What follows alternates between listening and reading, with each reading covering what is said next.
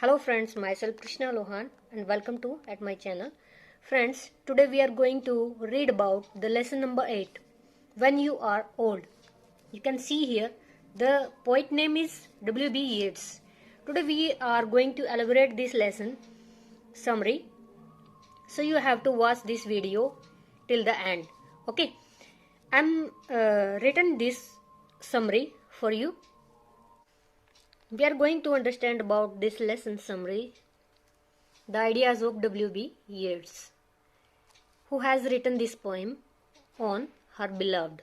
Okay उसकी प्रेयसी के ऊपर, उसकी प्रेमिका के ऊपर उसने ये कविता लिखी है, जिसकी हम यहाँ पे आप व्याख्या करने जा रहे हैं.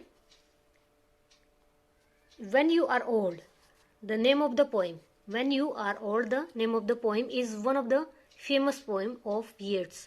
Yeats की ये पहली सबसे फेमस पोएम रही है. Time plays an important role in this poem. इस कविता में टाइम ने प्ले किया है इम्पोर्टेंट रोल इस कविता में. समझ गए होंगे आप, भूमिका बहुत अच्छी है किसकी, बहुत इम्पोर्टेंट है, जरूरी है टाइम की, ओके समय की.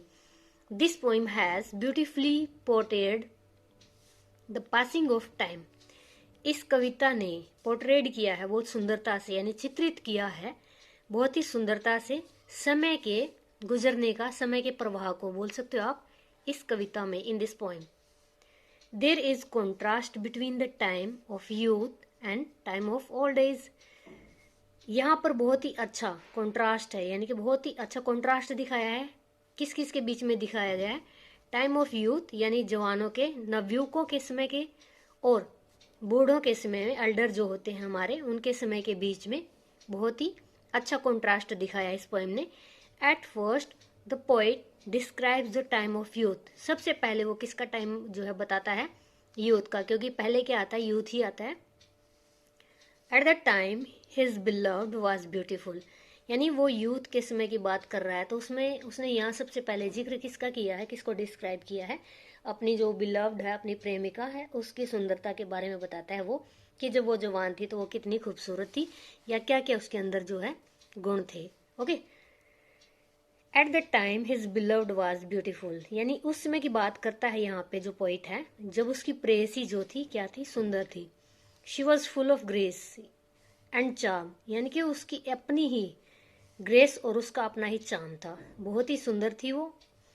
उसका व्यक्तित्व जो था बिल्कुल ही बहुत ही तेज, तो उसके चेहरे पे चार्म और तेज देखा जा सकता था.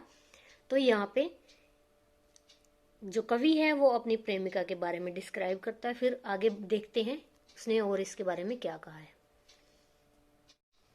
इन the second part of the poem, when sea waves begin to rise, यानी कि जब समुद्र की जो लहरें हैं शुरू कर देती हैं राइज करने, यानी उठना, लहराना बोल सकते हो, उठना बोल सकते हो. It seems god changing to shape, यानी भगवान जो है इसका आकार बदल रहा है. जब समुद्र की लहरें उठना शुरू करती हैं तो भगवान लगता है जैसे कि आकार ही बदल रहा है. The old Greek used to worship nature, यानी कि जो प्राचीन जो ग्रीस निवासी थे वो क्या किया करते थे? वर्शिप किया करते थे. ओके, किसकी करते थे? नेचर की करते थे. The poet regrets that Christians have become insensitive to the nature. अब इसमें पोइट जो है क्या करता है? रिग्रेट करता है, पछतावा करता है कि जो क्रिश्चियंस थे वो क्या बन गए हैं?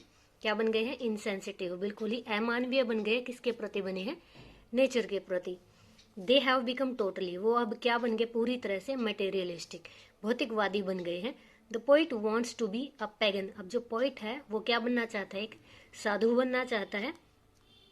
The pagans were those people. अब पैगन की डेफिनेशन दी गई है, तो पैगन है वो क्या होते हैं? दोज पीपल, वो व्यक्ति होते हैं who wants to be who wants to be live according to the nature, जो चाहते हैं जीना, किसके अनुसार जीना चाहते हैं? नेचर के अनुसार.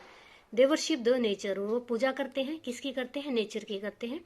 Then poet stands on the shore. अब इसके बाद जो पोइट खड़ा होता है, शोर होता है किनारा, किनारा किसका होता है? समुद्र का.